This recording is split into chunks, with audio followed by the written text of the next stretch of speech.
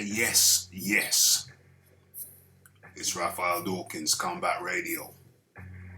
And if you have not subscribed already but like the content, please feel free to hit that bell icon to stay updated with notifications.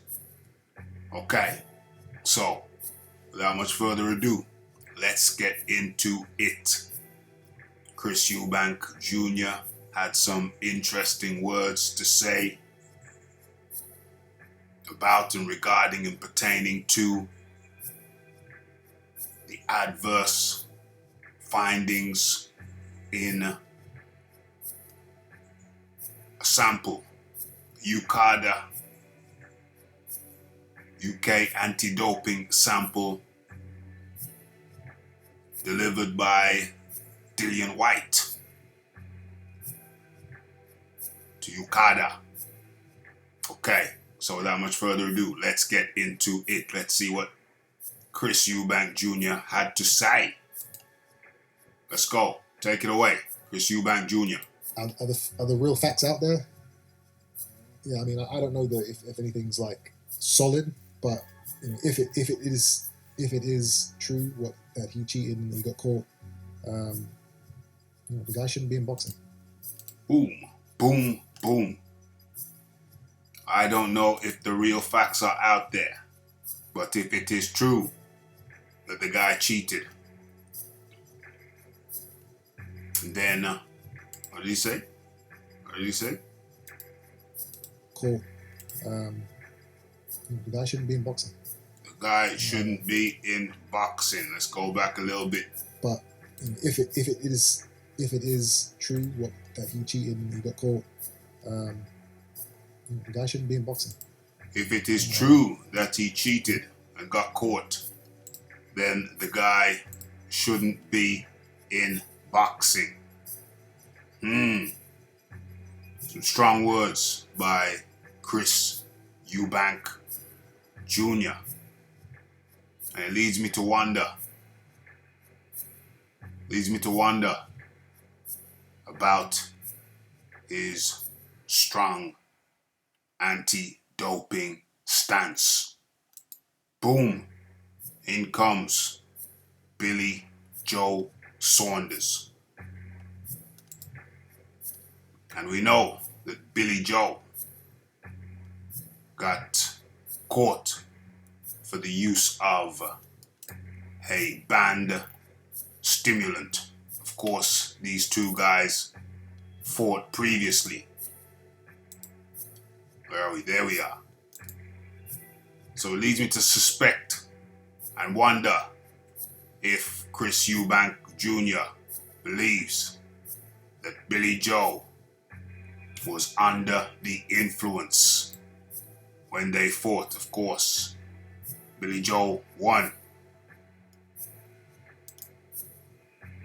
So let's take a look at that case. Billy Joe Saunders said, what's the date of this?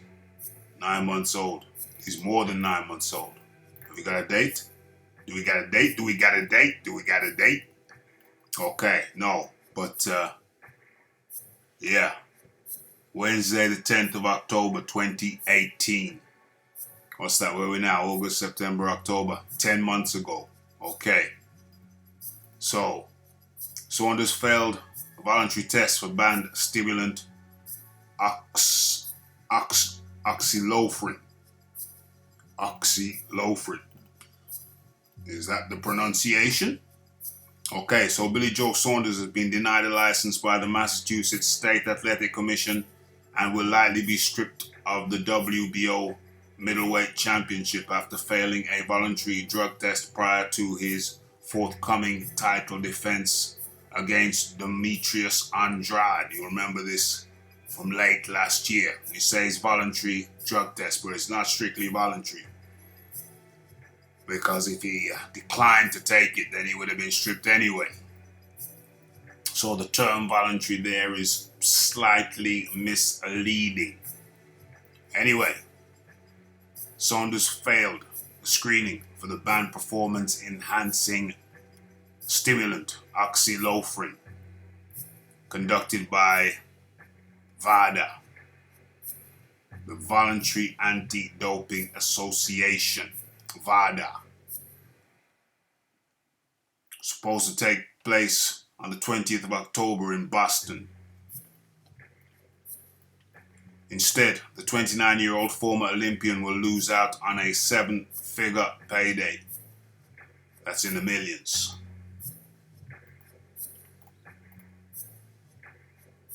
Saunders was scheduled to make his 4th defense of the middleweight title he captured by beating Andy Lee December 2015,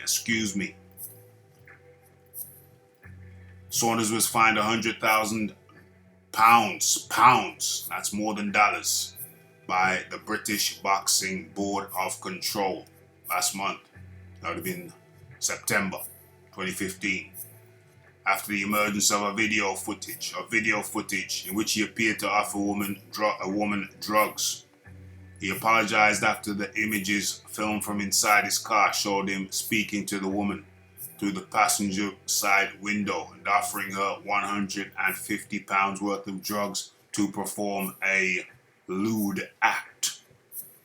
The BBB, British Boxing Board of Control, found him guilty of bringing the sport into disrepute and issued a severe reprimand as well as the stiff fine, which will go to a charity to assist former boxers.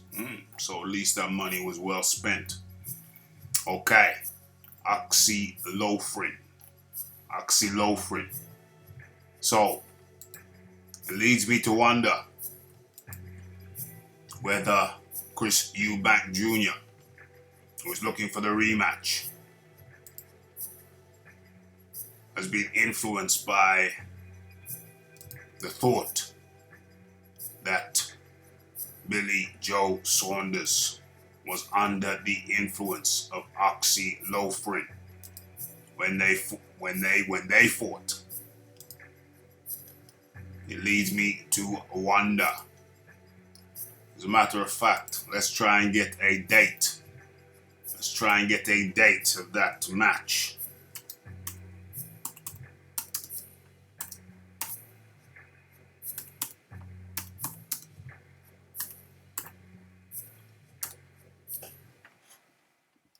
Christopher Eubank Jr. Boom. That's the one.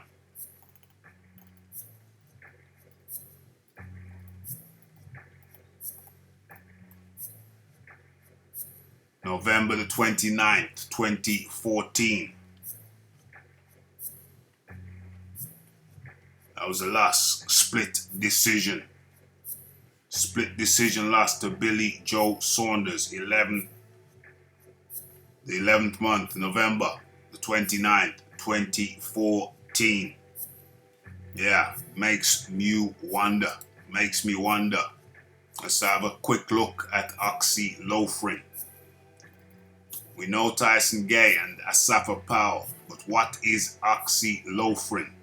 American sprinter Tyson Gay and former 100 meters world record holder Jamaican Asafa Powell are reported to be among 6 athletes to test positive for a banned substance by the name of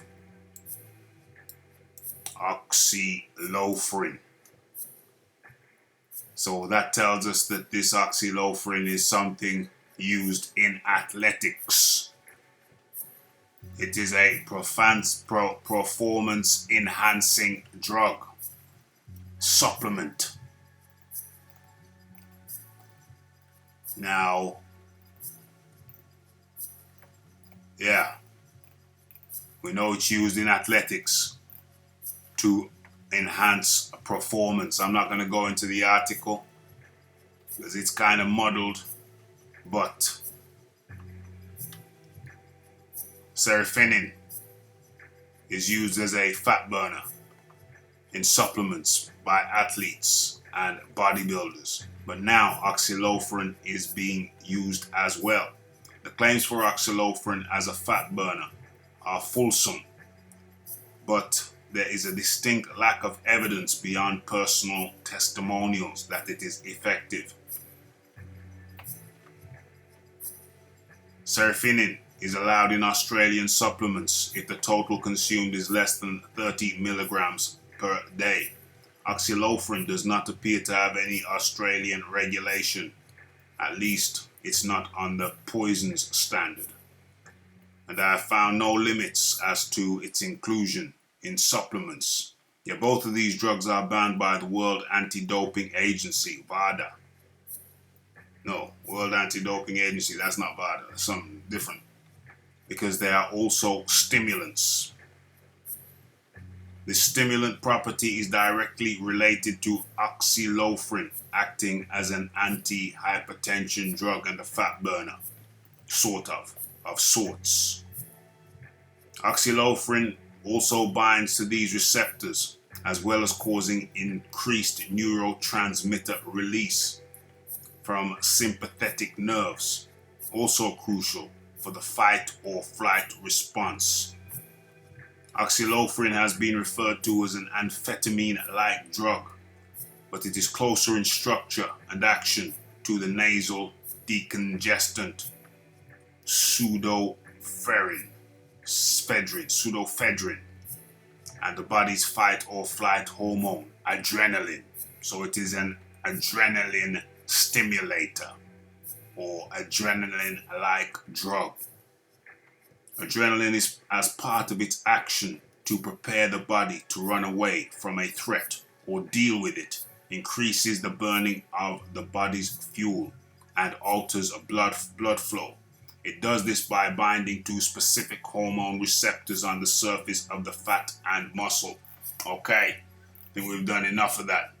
So, we know it is a stimulant. And I wonder whether this informs Christopher Eubank Jr.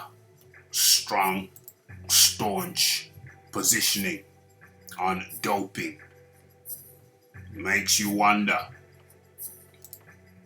But either way, one has to look forward to the rematch. When did the fight take place? The fight took place in November 2014. Where are we now? 5 years down the line. A couple months short of 5 years down the line.